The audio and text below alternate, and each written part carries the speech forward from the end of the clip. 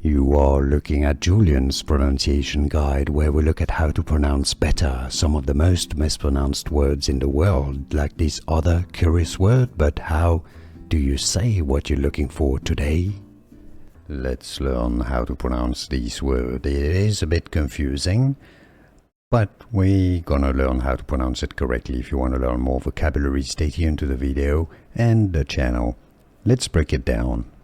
Here is how you spell it. Graduated. So the D is pronounced J, not like D, but J. So Ju. Graduated. That's British English pronunciation. The stress goes on the first syllable. Graduated.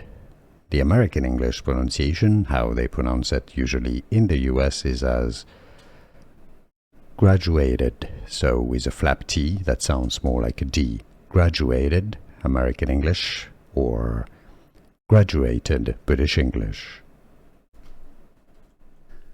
Here are more videos on how to pronounce more confusing words and names too many mispronounced. Like this video if you found it useful. I appreciate your support. I'll see you soon and thanks for watching.